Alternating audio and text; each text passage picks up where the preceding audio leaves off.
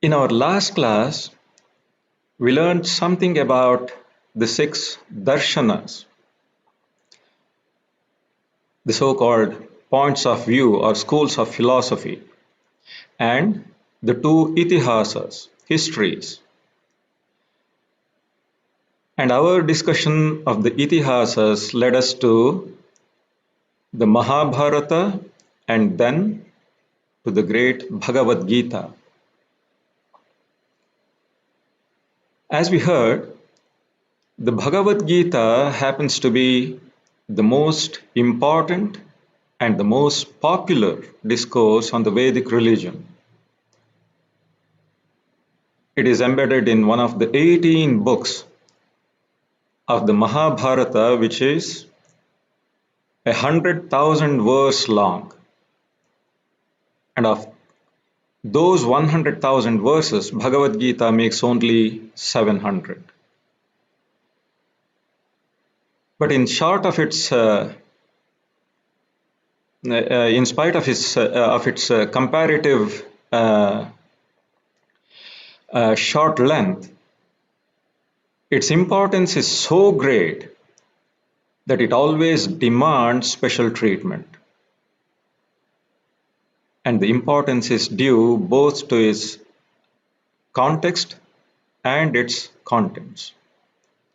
The contents are dharma or religion and adhyatma, spirituality. First of all, you already know that it occurs just before the historic war between the Pandavas and Kauravas on the famous battlefield of Kurukshetra. At the critical moment,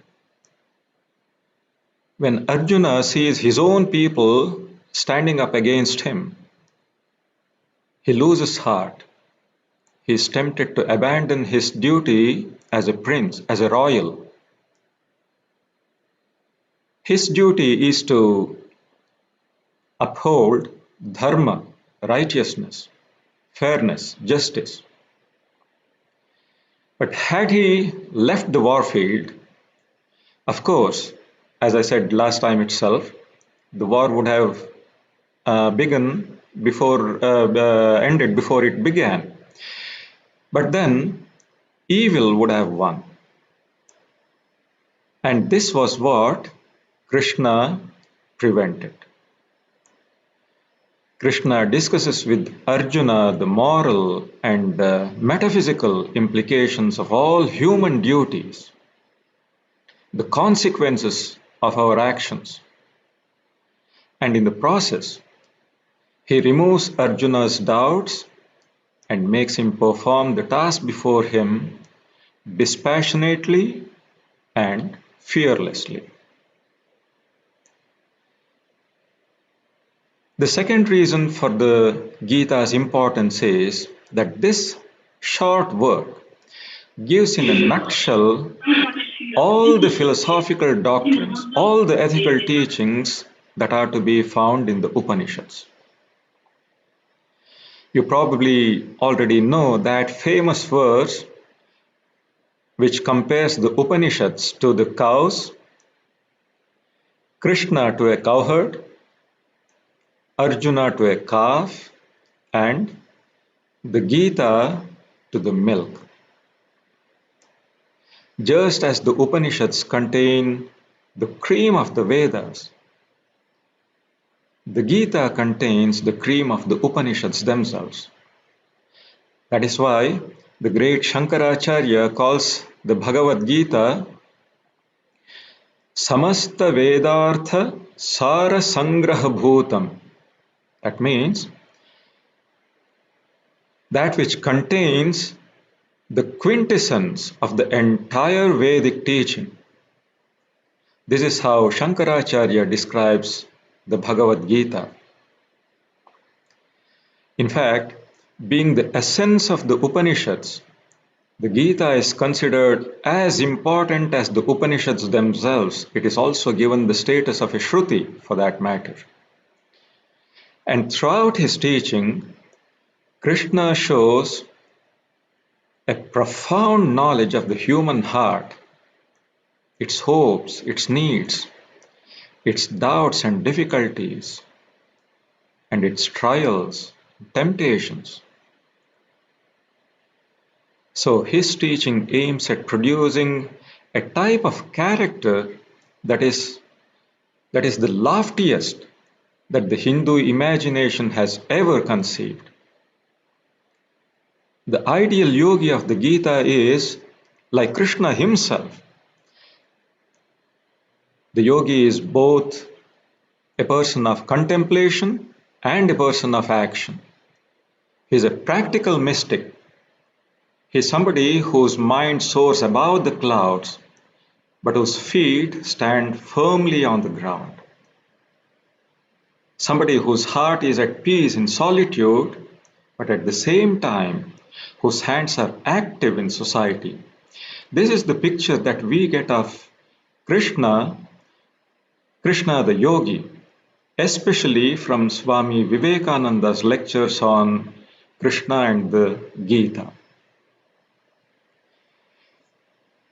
And the third reason for the Gita's importance is that it contains the germs of all forms of religious thought, the fundamentals of every form of spiritual discipline. And yet, it can't itself be limited to any particular system. The spirit of inclusiveness, this is something that is a prominent feature of all scriptures of the Vedic tradition. They show a spirit of acceptance, a spirit of synthesis, than of opposition and or sectarianism. Because the Vedas declare that reality is infinite. It has infinite aspects. And so, the ways to reach it are also infinite. This ideal of harmony has always existed in India. And this ideal, the Gita carries to its logical conclusion by harmonizing seemingly opposed conceptions, reconciling apparently conflicting theories. This is the reason why every philosopher has found in the Bhagavad-Gita the source of their ideas and beliefs. Every saint, every mystic has drawn inspiration from it. You may have heard of the Prasthanatraya. They're a group of 3 scriptures which are looked upon as the 3 basic, highly authoritative scriptures of Hinduism. The Upanishads, the Brahma Sutras, and the Bhagavad-Gita. They are the source books. Prasthana means a point of origin, a point from where something begins.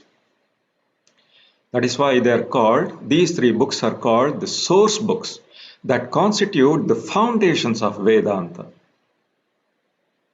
They are thought to be so important that the founders of all the different schools of Vedanta philosophy, Shankaracharya, Ramanujacharya, Madhvacharya, and all the rest, all of them had to base their teachings on these 3 books. Only they interpreted it slightly differently and drew different conclusions. The Upanishads, because they are part of the Vedas,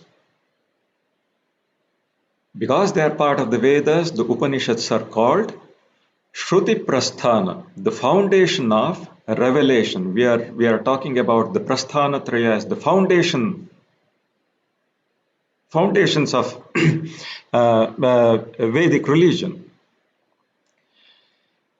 The Brahma Sutras, because they systematize the Upanishadic teaching.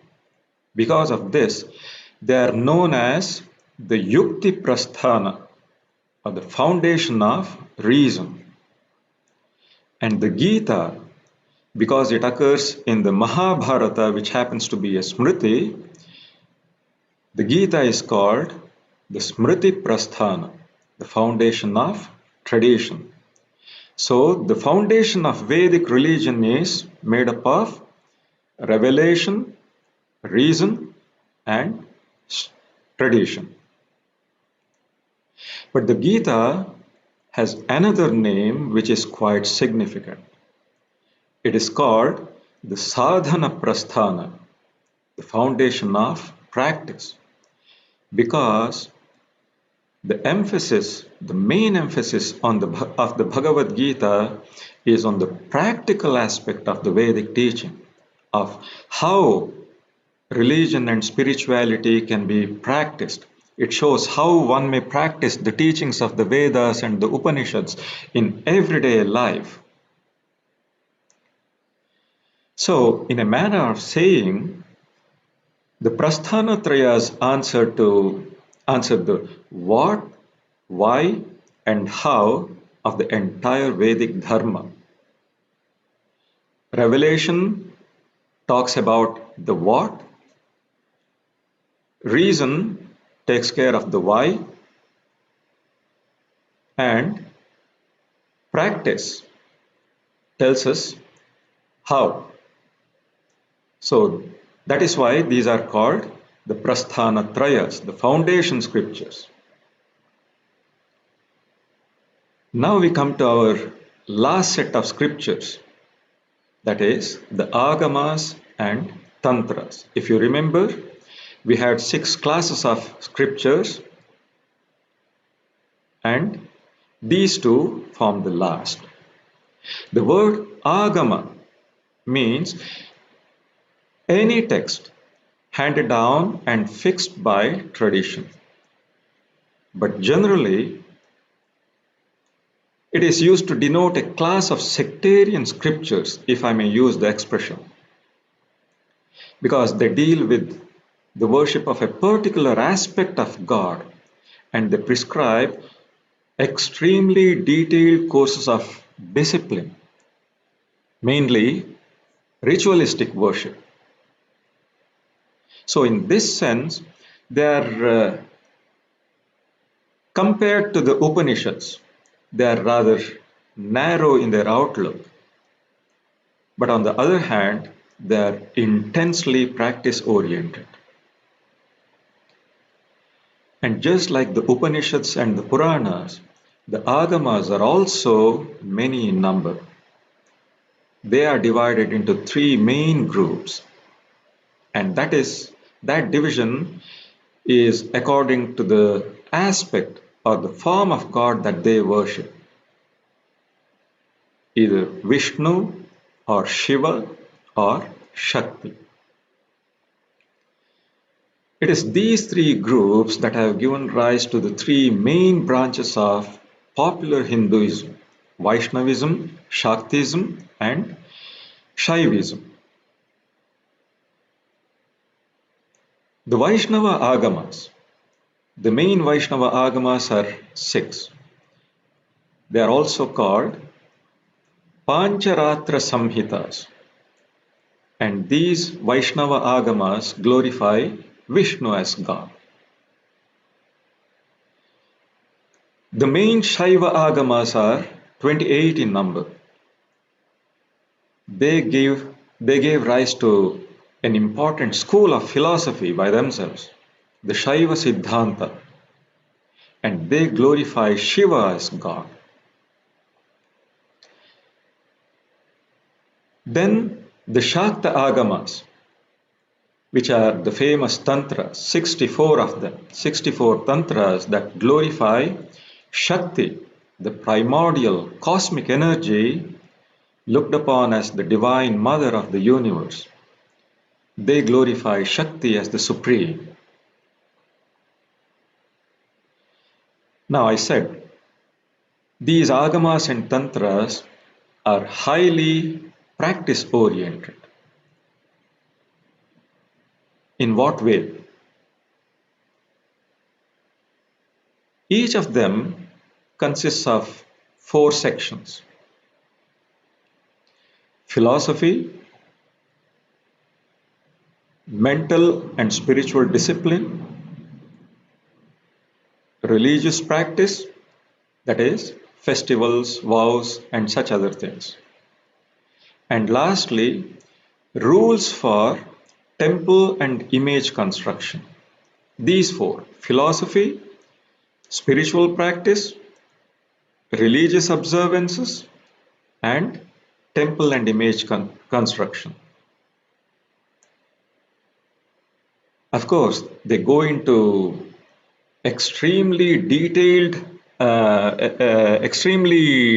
detailed technical matters, but they are all dealt with so exhaustively that anybody at any level can work with them, make use of them, and everybody can find some spiritual fulfillment.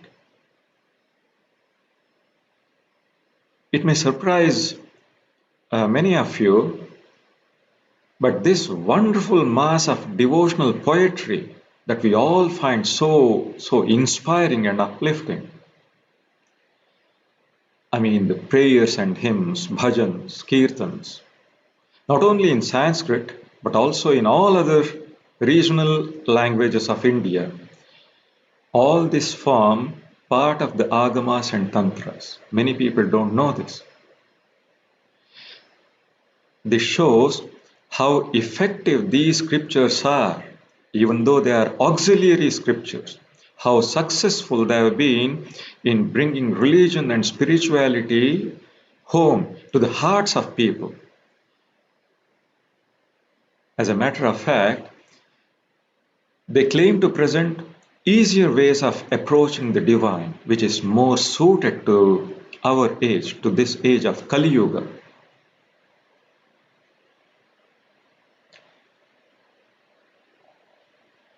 When I say they present easier ways, alternative ways of approaching God, then the question may arise, are these Agamas and Tantras based on the Vedas or not? Because it sounds as if they are different. On the one hand, unlike the other scriptures that we have discussed so far, they don't derive their authority from the Vedas, because at least some of them have originated completely independently of the Vedas. At the same time, they're not antagonistic, they don't oppose the Vedas. The reason is, all of them have originated in India.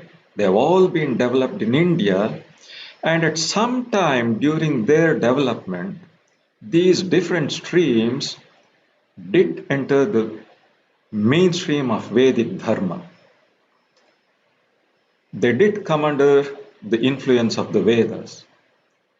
They accepted their authority and thus became thoroughly infused with the Vedic spirit. So there is no doubt that in spite of their non-Vedic origin, in spite of their immense diversity in their forms and methods of worship, the Agamas and Tantras are still thoroughly Vedic in spirit. They're Vedic in their character. So these then are the 6 different classes of Hindu Shastras. These are our guides. First and foremost, I repeat, first and foremost come the Vedas and Upanishads, the Shruti, immediately followed by Smriti, and then come the rest. So, in a very broad sense, the Smriti covers all Hindu scriptures except the Shruti. Sometimes people just say if you ask them, how many kinds of scriptures do the Hindus have? They will just say the Shruti and the Smriti. But then all the other four, they're included under the Smriti, and only the Shruti is mentioned separately. So the teachings of these Smritis, including those of the Darshanas, Puranas, Itihasas and Agamas, they are accessible to everybody. The Smritis and the rest, they also open the door to liberation, not only for a limited group of qualified aspirants or seekers of God, but they open the door of moksha to everybody. Now, what is the relation between the Shruti and the Smriti? We could say the relation of the Smriti to the Shruti is very much like that of the body to the soul. The body grows, it decays, it dies, and it is subject to time, while the soul is not. The soul is beyond time. So the Shruti is the soul, the Smriti is the body, and the rest, Darshanas, Puranas, Itihasas, Tantras and Agamas, they're all so many organs and limbs. So this is the relation of the Shruti and the Smriti.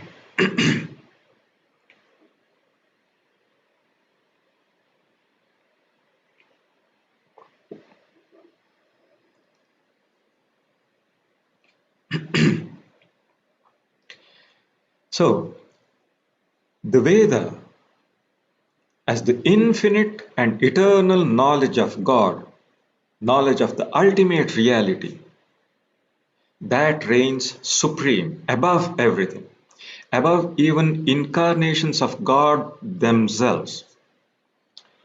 This again might surprise many of you.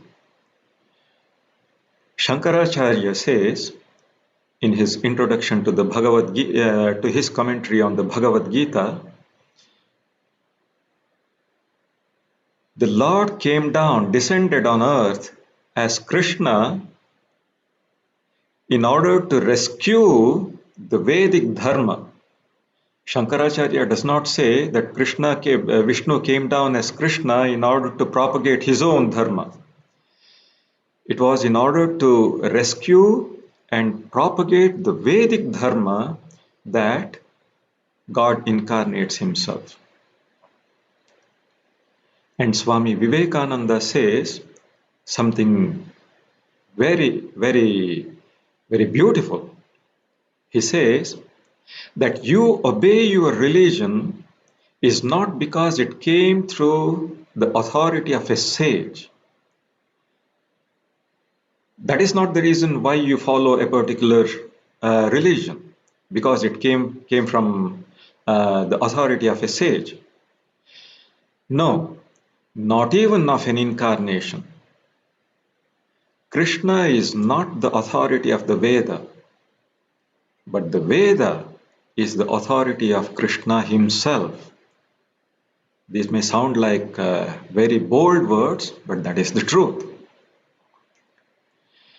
Krishna's glory is that he is the greatest preacher of the Veda that ever existed. So with the other incarnations, so with all our sages.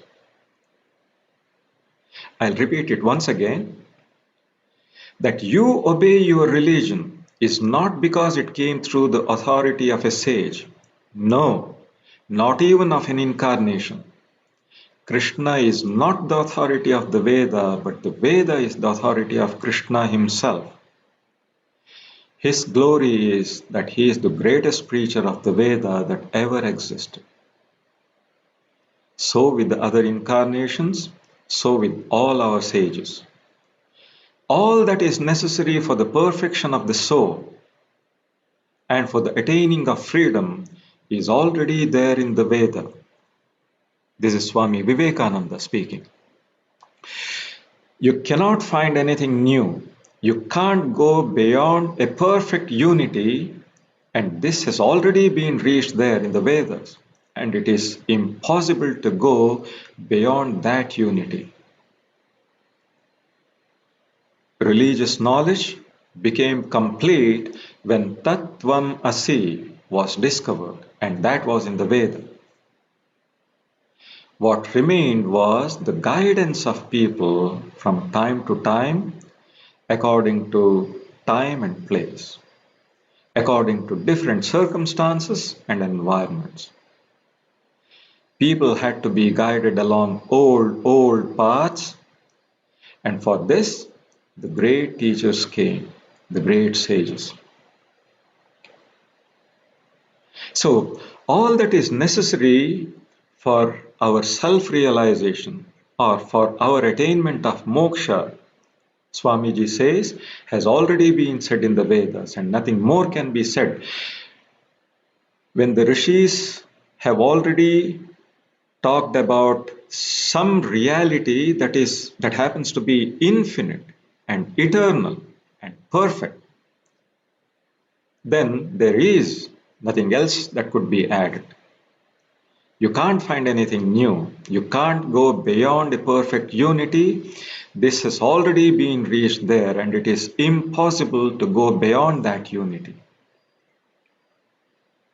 And Swamiji says, spiritual knowledge became complete when Aham Brahmasmi and Tattvamasi were discovered and proclaimed, and these two great statements occur in the Vedas.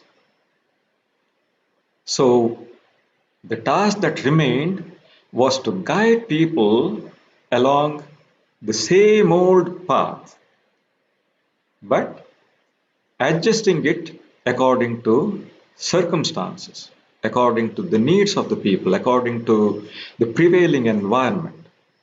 And for this, the great teachers came. So, that explains why the Veda is held to be supreme, indisputable. But now, we are talking about this characteristic of the Veda in the 21st century. We humans are so proud of our reason, of our judgment, of our intellectual freedom. So, doesn't that make Veda something like an authority? A book or a set of books with unlimited, unrestricted power. Can the Vedas and Upanishads then really overrule a person's own individual spiritual experience? Now, we have already heard it in the very first class itself, that in these spiritual matters, in matters that belong to a domain that is beyond the grasp of our senses, beyond the reach of our mind, in that domain, any personal experience that has to do with that domain is only valid as long as it conforms to the Vedic revelation. This we already heard. But still, Shankaracharya says that maybe, but the knowledge of Brahman taught by the Veda, that also reaches its consummation. Consummation for our Deutsch friends, Vollendung. The Veda, the Brahman, the knowledge of Brahman taught in the Vedas reaches its consummation only in personal spiritual experience.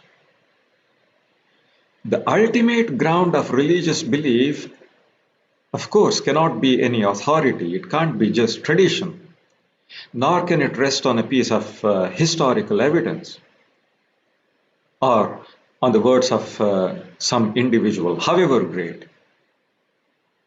It is in the facts of experience which could be ascertained by any individual, provided he is prepared to fulfill the necessary conditions. This is the ultimate truth. That is why the Vedas, you could say that the rishis of the Vedas, they have in fact thrown a challenge at us. Yes, we welcome you to examine what we have said. You can test as much as you want. But we still say that this is a matter of our experience. And if you fulfill these necessary conditions that we ask of you, then we guarantee that you will also have the very same experiences. So it is up to us whether we have it in us to prove to ourselves the validity of the spiritual experiences that are described in the Vedas. So, as they say, even in spiritual life, the proof of the pudding is in the eating. Auf Deutsch gesagt, probieren geht über studieren. This is a challenge that the Vedic sages have thrown at us. Before we have tried all that they have said, before we have fulfilled the conditions, it would be very unscientific on our part to question or say that what the Vedas say are false. It brings to mind what Sri Ramakrishna says about scriptures and holy books. This proof of the pudding is in the eating. He says, it is true that many things are recorded in the scriptures, but all these are useless without purity of heart, without renunciation, without the direct realization of God. And he gives a very beautiful illustration, which you may all have known already. The almanac forecasts the rainfall of a year, but not a drop of water will you get by squeezing the book. No, not even one drop. This is what Sri Ramakrishna says. So, scriptures are often compared to travel guides. Of course, they give us a lot of information, much important information about all those interesting places we want to visit. They also give us many useful tips for the journey, without which our journey could become unnecessarily difficult. Nevertheless, these travel guides, however descriptive they cannot substitute, they cannot reproduce the experience of personally being there. Sri Ramakrishna says, many think that that knowledge of God can't be had except through the study of books. But better than reading about Varanasi, better than reading about Banaras is hearing about the place from the lips of one who has actually been there. That is what these Vedic rishis are. Let us not think of the Vedas or these holy scriptures as paper and ink. They're the words of these illumined, enlightened sages who have had that experience personally. So Sri Ramakrishna says, better than reading about Banaras is hearing about the place from the lips of one who has actually been there. But the best is to see Banaras with one's own eyes.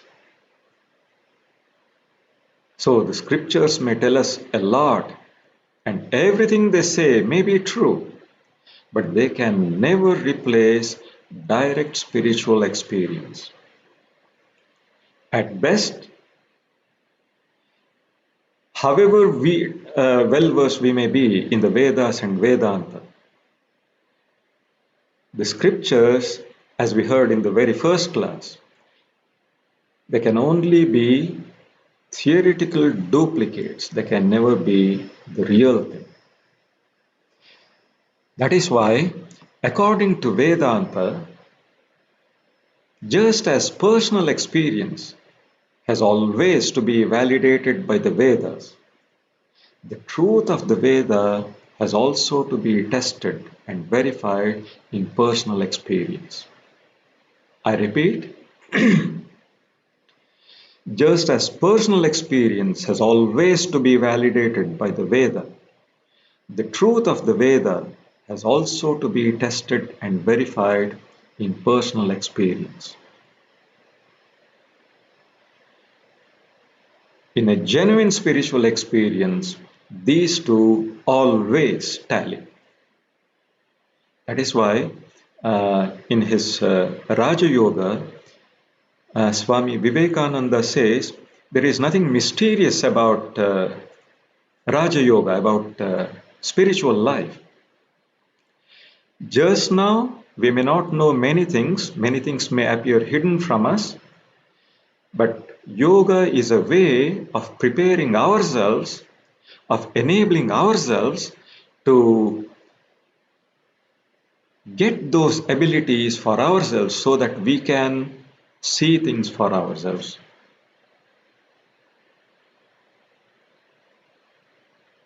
That is why Swamiji also said, just as a scientific truth is open for verification by anybody who fulfills the conditions of a laboratory, in the same way, the spiritual life is also the same. It is not different. If one person has been able to experience a particular truth, which happens to be infinite and eternal, then it goes without saying that anybody who fulfills the condition should also be able to have the same experience. And this is what has happened the world over in the world of religion and spirituality, time and again. Sages, saints, mystics, everybody has experienced and confirmed the truth of what the Vedic sages have said. So before bringing the subject of the Shastras to a close, I would like to make a few concluding remarks about the Vedas as sources of Hindu religion and culture as a whole. By universal agreement, the Vedas are the sources, the fountainhead of all Indian culture, because Indian culture is rooted in religion and spirituality.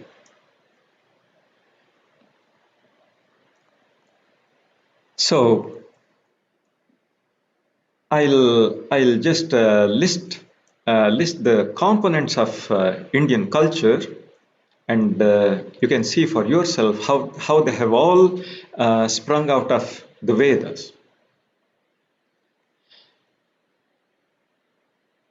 The philosophical speculations that we come across in the Vedas, they have led to Vedanta. Its rituals and sacrifices have led to the Mimamsa school of philosophy. Its upasanas, that is, methods of mental worship and contemplation, they have led to the bhakti doctrine of the later period. And its metaphysical discussions have led to the Nyaya philosophy. And its accounts of creation gave rise to the Sankhya philosophy. And its descriptions of the inner world led to yoga. I'll repeat them once more because people have requested me to repeat important points. So, the philosophical speculations of the Veda lead to Vedanta. Rituals and scriptures lead to the Mimamsa. The upasanas lead to the Bhakti school. Its metaphysical discussions lead to Nyaya, that is, the school of logic. Its accounts of creation lead to the Sankhya, which is well known for its cosmology. And the descriptions of the inner world that we find in the Vedas have led to the yoga. Not only that,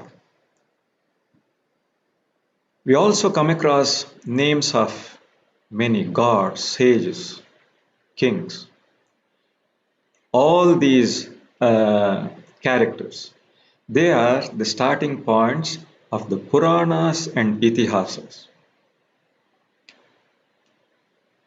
For that matter, some scholars have even tried to trace the origin of Buddhism and Jainism, which are decidedly they did not accept the Vedic authority, but still some scholars have traced the origin of these two religions also to the Vedas. It is very surprising. And they say, according to these scholars, in the Vedas themselves, one occasionally comes across criticism of rites, rituals, ceremonies. We find a protest against too much of these things. And these scholars say that this could have, this protest, this resistance, this could have later led to Buddhism and Jainism. So in this way, all these auxiliary, secondary scriptures, we see they only develop one or another aspect of the various of the Vedas. So all these together form the basis of Hindu culture. The Vedas are compared to a gold mine, and the later scriptures are like so many gold coins belonging to different times. When I want to buy things, when I want to buy something which would make me comfortable and happy, then I should have ready money and not a piece of rock with traces of gold on it, straight out of the mine. That won't help me.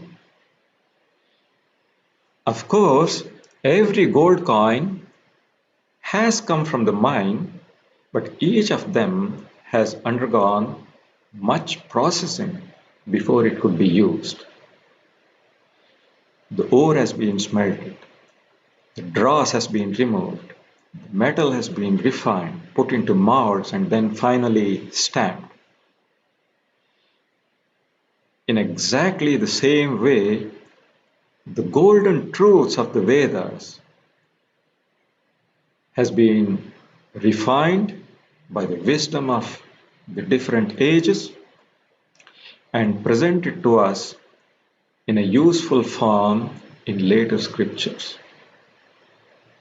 And the best example of this is the Bhagavad-Gita.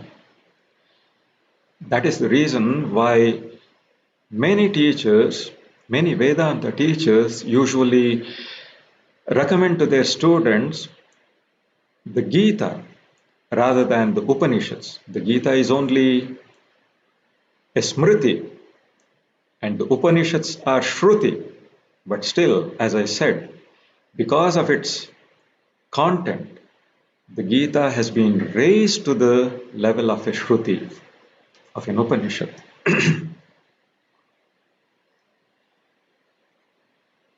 Now, in a culture with so many scriptures, basic scriptures, secondary scriptures, auxiliary scriptures, that is, so many law codes, so many philosophies, so many sectarian scriptures, is it ever possible to have a definite, homogeneous religion? This is a question that baffles many students of Indian culture who are not native to Hinduism. The answer is Hinduism is not a simple homogeneous religion. India has always been a land of religious experiment, and Hinduism most certainly is a complex religion which takes into account, this is important, it takes into account the inherent complexity of human nature.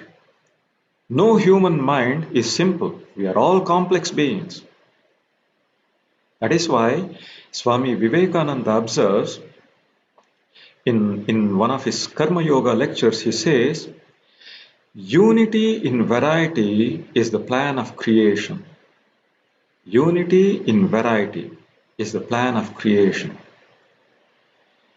However, people may vary individually, there is unity in the background.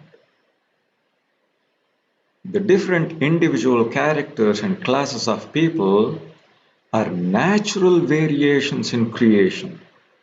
They are not artificial, that is something inborn.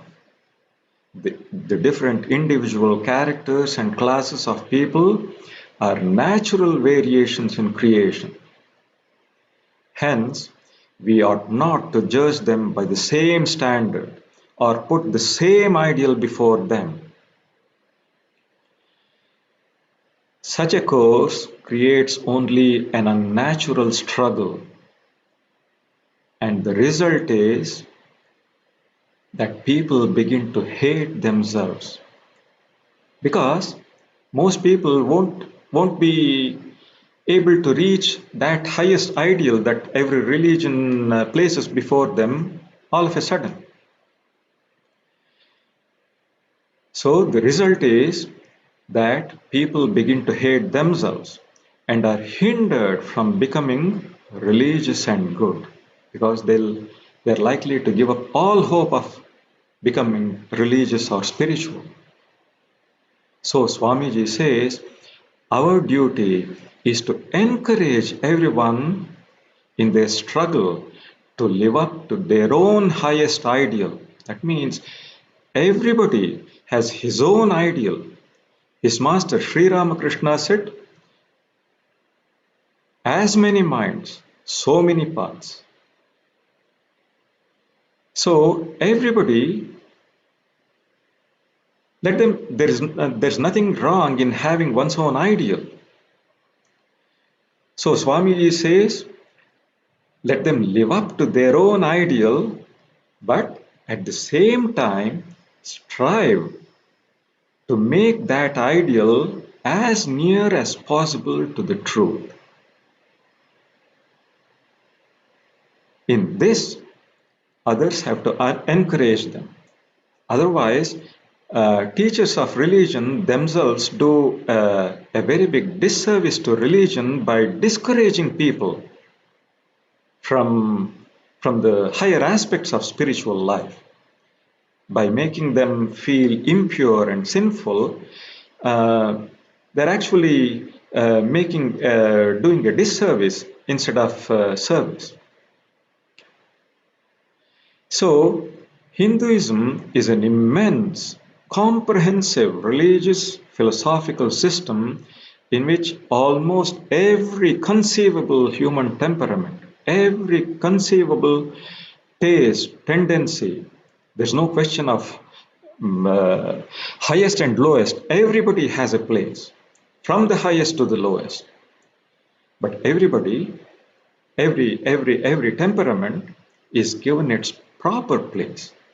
That is what is important. Hinduism does not regard these widely differing views as contradictory, but as rather complementary.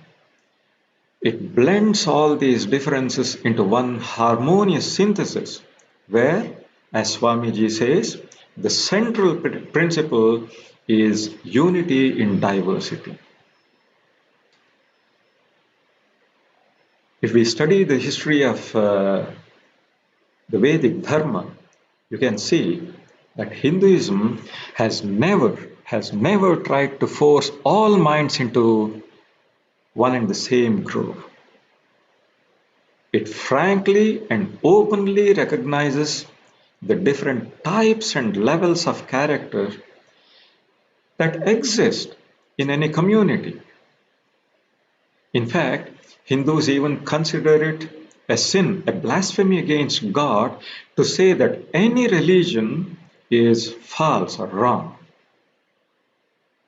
It would be like contradicting what God Himself has said in the Bhagavad-Gita. In the Bhagavad-Gita, we read, "In whatever way people approach me, even so do I accept them." In whatever way devotees approach me, even so do I accept them. For it is my path that people follow on all sides. There is another sublime hymn, a Sanskrit hymn, which says, as the different, this hymn Swamiji quotes in his Chicago address. As the different streams having their sources in different places, all mingle their waters in the sea, so, O Lord, the different paths that people take through different tendencies, various though they appear, crooked or straight, all lead to Thee. See how beautiful. As the different streams having their sources in different places, all mingle their waters in the sea, so, O Lord, the different paths that people take through different tendencies, various though they appear, crooked or straight, all lead to Thee. A good Hindu takes these words as God words. They take these words literally. And this is genuine acceptance on the part of any good Hindu. It is not a matter of convenience. It's not a matter of policy. It is what a Hindu firmly believes, that God loves and accepts every one of us as His own children.